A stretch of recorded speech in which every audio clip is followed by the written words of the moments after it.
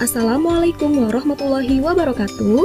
Kembali lagi pada video pembelajaran IPA. Pada video kali ini kita akan mempelajari tentang klasifikasi materi dan perubahannya. Materi atau zat adalah segala sesuatu yang memiliki massa dan dapat menempati ruang. Materi diklasifikasikan berdasarkan wujudnya dan berdasarkan komposisinya. Berdasarkan wujudnya, zat atau materi terdiri atas zat padat, zat cair, dan zat gas. Sifat zat padat, bentuk dan volumenya tetap, gaya ikat antar partikelnya sangat kuat, jarak partikelnya sangat berdekatan, gerakan partikelnya terbatas, hanya bergetar, serta massa jenisnya besar.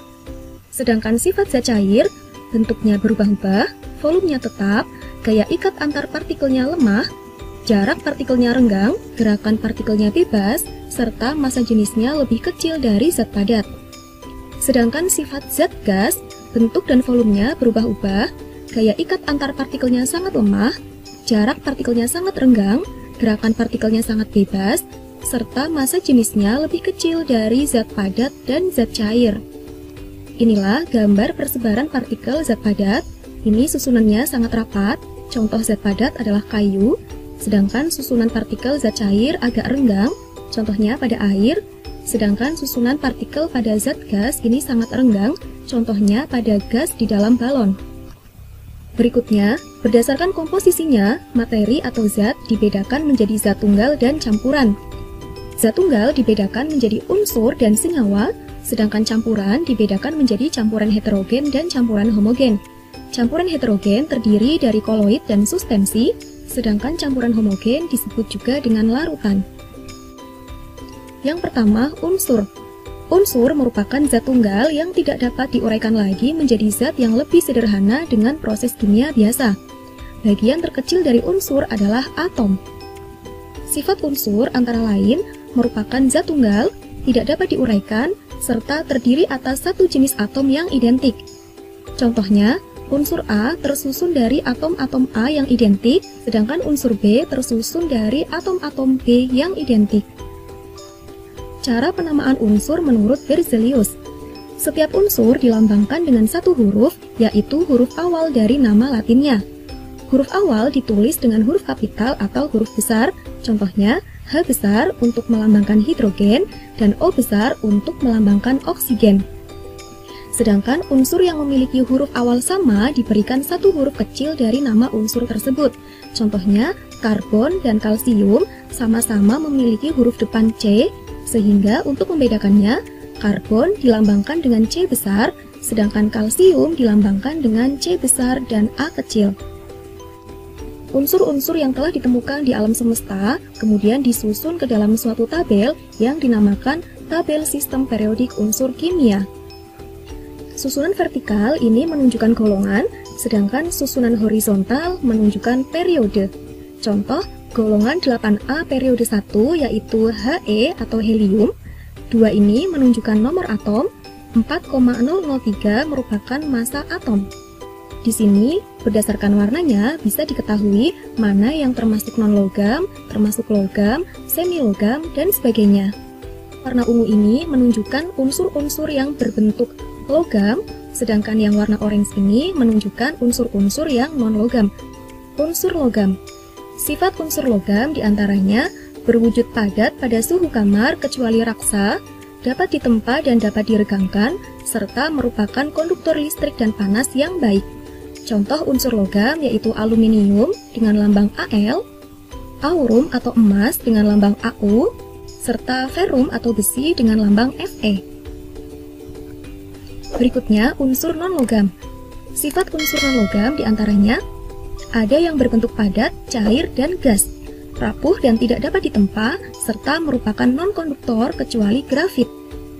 Contohnya, oksigen dengan lambang O, karbon dengan lambang C, dan sebagainya. Nah, inilah contoh beberapa unsur beserta kegunaannya, misalnya iodin sebagai bahan untuk antiseptik dan senyawanya digunakan untuk garam beriodium dan fotografi. Sebelum ke senyawa, kita bahas dulu tentang molekul ya. Molekul ada dua. Molekul yang tersusun atas atom yang sama dinamakan molekul unsur, Sedangkan molekul yang dibangun oleh atom yang berbeda disebut molekul senyawa. Molekul senyawa biasa disebut dengan senyawa saja. Contoh molekul unsur yaitu O2 atau oksigen, O3 atau ozon, F4 fosfor, serta S8 atau sulfur. Sedangkan contoh molekul senyawa yaitu H2O, H2SO4, NaCl, dan sebagainya. Nah, kita bahas lebih lanjut tentang senyawa ya.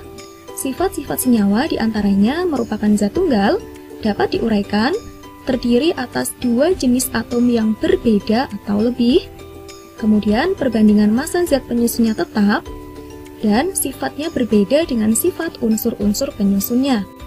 Contohnya, air, rumus kimianya yaitu H2O, di mana air ini tersusun atas dua unsur hidrogen dan satu unsur oksigen. Kemudian, garam dapur atau natrium klorida tersusun dari unsur natrium dan klorin. Contoh senyawa dan kegunaannya, misalnya natrium klorida atau NaCl ini sebagai garam dapur, kemudian asam sulfat H2SO4 ini sebagai pengisi aki, dan sebagainya. Berikutnya kita bahas campuran. Campuran adalah suatu materi yang tersusun dari dua zat atau lebih yang masih mempunyai sifat zat asalnya. Sifat campuran diantaranya dapat diuraikan, terdiri atas dua jenis zat atau lebih, perbandingan massa zat penyusunnya tidak tetap, serta masih memiliki sifat zat asalnya. Contoh campuran di alam yaitu udara, air sungai, dan batuan. Campuran dibedakan menjadi dua. Yang pertama, campuran heterogen, merupakan campuran yang masih dapat dibedakan zat-zat penyusunnya. Campuran heterogen terjadi karena zat yang tidak bercampur satu dengan yang lain secara sempurna.